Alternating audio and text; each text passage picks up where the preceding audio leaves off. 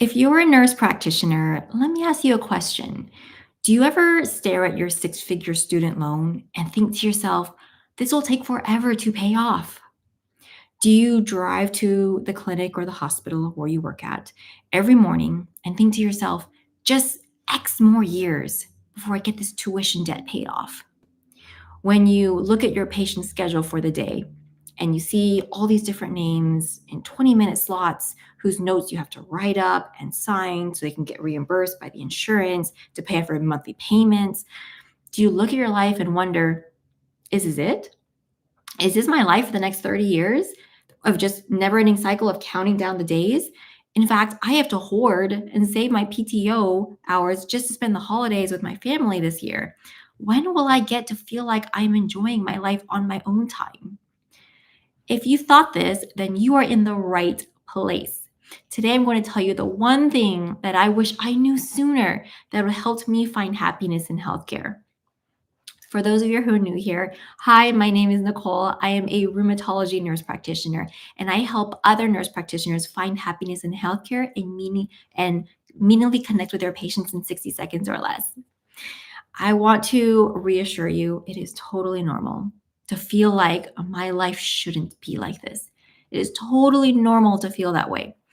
Let's say your life can be represented by a matrix, by this rectangle, and I have all these different aspects of them. So I'm going to draw a rectangle up here on the board.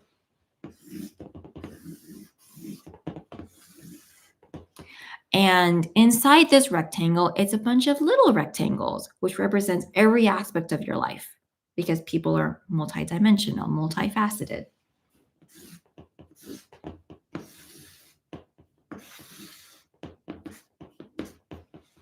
Now, we have different aspects of our life. So we definitely have our work as a nurse practitioner.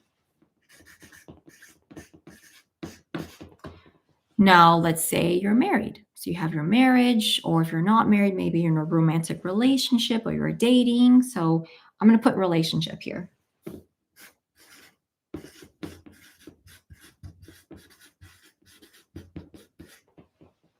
Now, if you have kids, you have a family to raise, let's put kids in here. And then we have friends.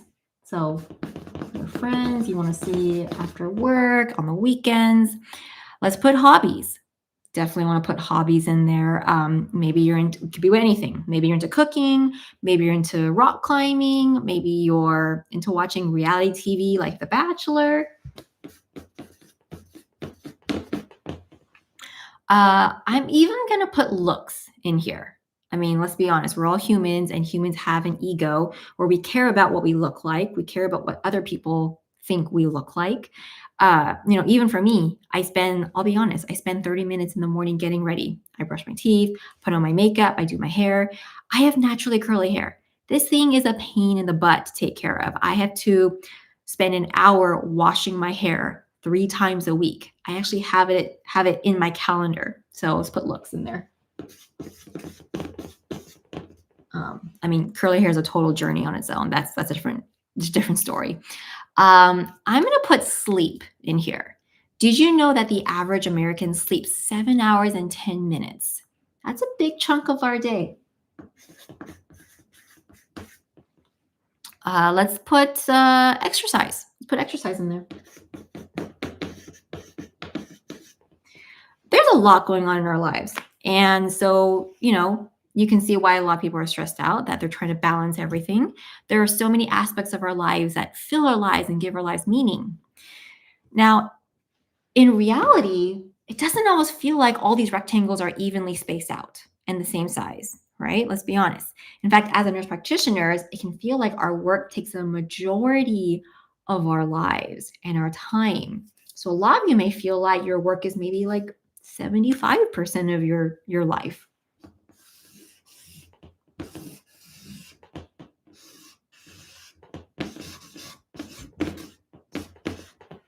Right? Maybe a lot of you feel like this is actually your life. Maybe you spend your time seeing patients for 8 hours, for 12-hour days, but don't forget all the administrative work. You've got to complete your notes and sign your notes. You've got to reply to patient messages and phone calls. You have to interpret labs and imaging results that you ordered.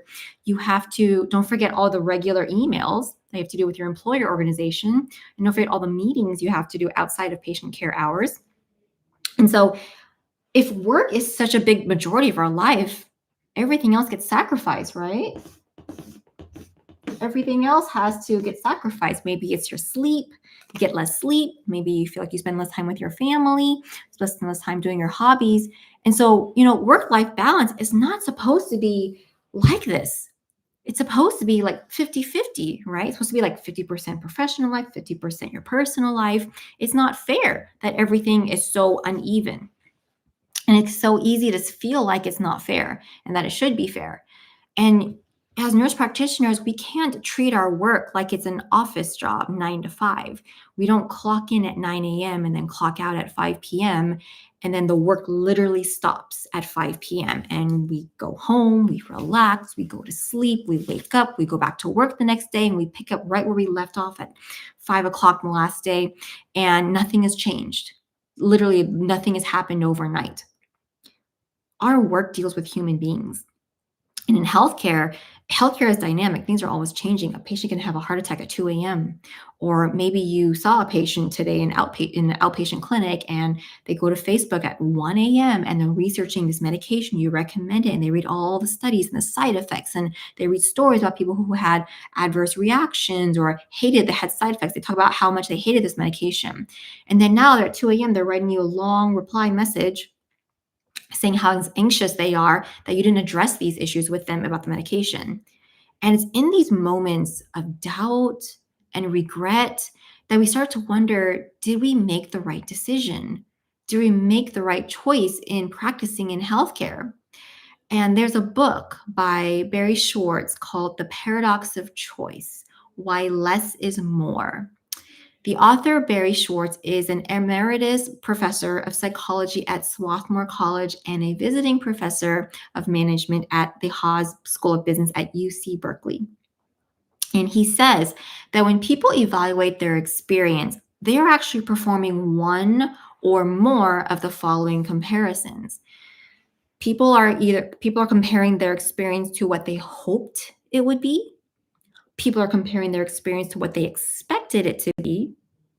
People are comparing their experience to what other experiences they've had in the recent past, and or they're comparing their experience to the experiences that other people have had.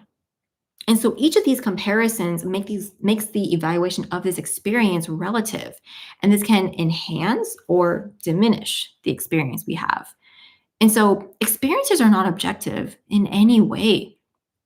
We can have two people looking at a sunrise, the exact same sunrise, the sun rising into the sky, and seeing the same facts.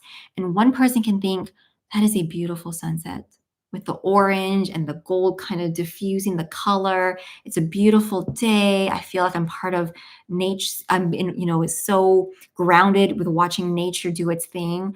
I am so happy to be here with air in my lungs, and another day of life. And the person next to them can be looking at the same sunset, the same facts are happening, and they can be thinking to themselves, oh man, it's another day I have to go to work today. It's another day. It's going to be a horrible day. I can't wait for the day to end. Why can't the sun be setting right now? Another example is that my husband he really loves pizza. He really loves pizza. And he's always on the hunt for a better pizza. To him, it's like, is there a greater slice of pizza out there that I haven't tried yet? He's always looking for that holy grail pizza. And so recently at work, we had a pizza party with my colleagues. And it was with this pizza company that my husband and I had never heard of. We had never tried before. And so I brought some leftover home to him, and we air fried it. We cooked it and made sure it was crispy, and he bit into it. And he said, oh no, this is not good. And I said, why? Why is this pizza not good? And he said, it's the bread. The bread is dead. The bread it's very flat. It's just not good. And he said he was comparing it to a pizza we had 2 weeks ago. and tried, and he loved that one. And so he was comparing his experience of eating this most recent pizza slice to another recent experience he had and to what expectation he had hoped for with this pizza. And so, when you say, how do I enjoy my life? You're really saying is, how do I get to enjoy my life on these other aspects of my life outside of my work, outside of my job? I had a nurse practitioner recently tell me I took 80 PTO hours within the last 6 months just to spend time with my daughter. We can't wait to take time off work to make memories, to have joyful experiences. And I hear you. Those moments when you're not on the clock, when you're not doing work to be paid, it feels like this beautiful extra breathing room, and it's a wonderful feeling. But what about the moments when you're not on PTO, when you're working as a nurse practitioner? We are taught and trained that our work and our career is what we do purely for a paycheck, that time is money, that work is something that takes time away from us, that deprives us of our lives. But practicing as a nurse practitioner can also be something for you. I had a patient recently tell me we were on the way out of the exam room, and he shared with me that he is getting paid over $70 an hour to dress up and work as Santa Claus this holiday season. Did you know that? I didn't know that. I didn't know that they're getting paid more people than I know. I mean, how many people know that detail? And you can bet as soon as I found that information out, I shared it with my friend who's also looking for part-time work this holiday season to make a little more money. What if you saw your work as a nurse practitioner as an access to this treasure trove of information and people that the normal population doesn't have access to? According to the American Association of Nurse Practitioners, there are 385,000 nurse practitioners in the US practicing today. In the US, there are 342 million people. If you do the math, nurse practitioners represent 0.1% of the US population, not even a percent. We are a tenth of a percent. So we cannot operate like the majority of the population. We are less than 1% of the population. We can't live like most people do. It's not a matter of that we shouldn't, it's that we can't. We can't expect to live the lives of the majority of people and thrive. The red fox. The red fox represents 0.1% of all the wildlife mammals in the world on the planet. That's the same proportion as nurse practitioners in the US. Red foxes are incredibly adaptable. They can live all over the globe. They can live in North America, in Europe, in Asia, even Northern Africa. They can live in different environments. They can live in the tundra, the desert, the grasslands. They can live at different altitudes. They can live at sea level. They can live at the highest mountain, and they really have this remarkable tolerance for temperature extremes. Even their diet is flexible. They can switch food sources depending on the season. They can eat more berries and fruit during the summer. They can eat smaller mammals in the wintertime. And so that is why, despite the red fox being only 0.1% of the population of wild mammals across the planet, they are not on the endangered list. They are of least concern to be endangered because they are so resilient and adaptable. They adapt to change without losing sight of what's important. Same goes for us nurse practitioners.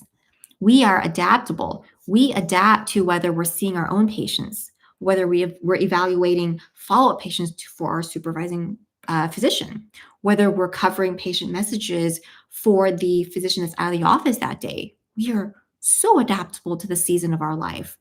And not every season will look the same. And so what that means is that this matrix, this firm, rigid, rectangle-shaped matrix, this is for the majority of people, but it's not for the 0.1% population. It's not for us nurse practitioners. I have a 5-year-old, and he's really into like Play-Doh and putty and those blobs of gack, I guess you call it. And I'm not a fan of the word blob. But basically, these, clay or Play-Doh, you can really mold it. You can twist it. You can reshape it. You can make it long. You could stretch it out. And I looked up the word blob in the dictionary. And did you know that another word for blob is nugget? Nugget. What do you think of when you hear the word nugget, other than chicken nugget, which we have a ton of in the freezer for my 5-year-old? But that's a different story. But a nugget is a small, uneven mass. It's a small, uneven mass. You know what else comes to the mind when I think of the word nugget? Gold.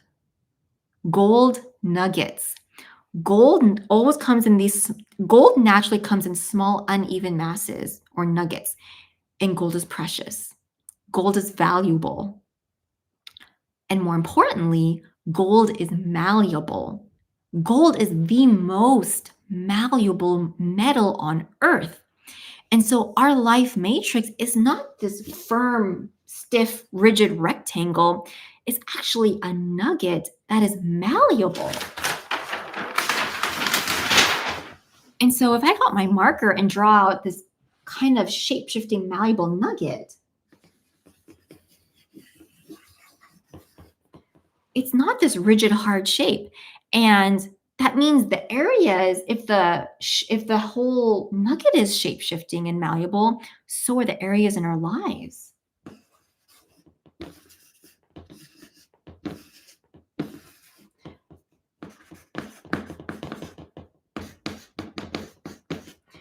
And so, you know, the areas in our life shift depending on what season we're in. They shift in size, they shift in priority in our focus. When I was a new grad nurse practitioner and I was brand new to practicing, I cried every night. I was studying because still felt like I didn't know everything. And I was voraciously paying off my student loan because this interest rate was killing me. My career as a nurse practitioner was a majority of my nugget. It was a majority of my life. It's a majority of my priority and my focus in that season of my life. When I gave birth to my son, when I was on maternity leave, you can bet motherhood was a major part of my nugget, like almost the whole part. Everything else was kind of sacrificed. And now the season I'm in right now, some days I'm practicing medicine, some days I'm practicing motherhood. We are adaptable. We are so adaptable. And the truth is also staring right at you is that your life is not easily compartmentalized because each area spills into the other. Each area affects the other. If one area is bigger, one area shrinks, but they affect each other. And so the truth is, being a great nurse practitioner that feels fulfilled and connects with their patients and they feel that energy from doing that, that's when you get to go home to your spouse, your partner, your family, your kids, or to your hobby, if you're running group, to your happy hour with your girlfriends. You get to bring a better quality, higher quality version of yourself. The system, the insurance companies, they will try to roboticize you. But humans are not we're not built to be robots. We're humans. And so when you spend the extra time talking to your patient, learning what drives them, that they want to be pain-free from their hip osteoarthritis, so that why they're begging for a pain medication or why they seem angry, it's because so they can sit in a chair for several hours a day from the day after Thanksgiving to Christmas Eve, dressed up as Santa Claus, and have young children sit on their lap and take a picture and whisper in their ear what their greatest wish is for the holidays. Suddenly your day is exciting. Suddenly you're laughing with your patient about how exciting their life is. And then you get to go home and walk in the door, and your 5-year-old is having a meltdown. They're flat on the ground, banging their fists on the floor. They've got tears rolling down their cheeks from their eyes because they want to eat a chocolate candy bar before dinner. And you remember you saw your patient and you spending the few extra minutes to really understand helped you get to the crux of the problem. And so you don't feel impatient in front of your child, you feel curious. So you train yourself to be curious about why people are saying or doing the things they do. So you squat down, you rub your toddler's back, and they turn and they hug you.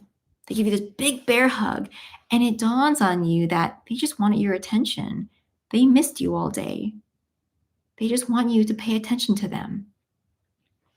And you can feel proud that you were able to diffuse that situation with your child so quickly because you invested the time practicing healthcare and meaningfully connecting with your patients while paying off your student debt so that you can be this version of yourself to your child rather than waiting until you're on vacation to do that.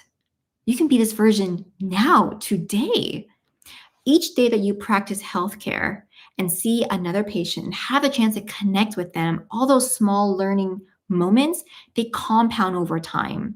It's like the interest compounding in your tuition loan or the monthly payments that you're paying every loan, it compounds to pay off that principal.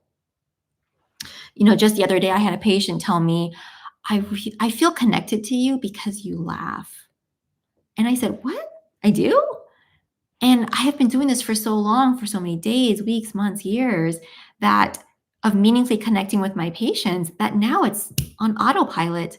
I don't even, I can connect with them without consciously making an effort and thinking about it. And so now it's natural for me to laugh with my patients on a multi day basis. And our work as a nurse practitioner, the value of our work, it spills into every aspect of our lives. It's not just a paycheck. It's not time taken away from us. It can actually help build the quality of our life into the life that we want. And you can change how you work as a nurse practitioner, how it affects your day, your life. And if this sounds like something that you love to know more about, then I invite you to download my free guide, Own the Patient Conversation. The link is down below in the description box.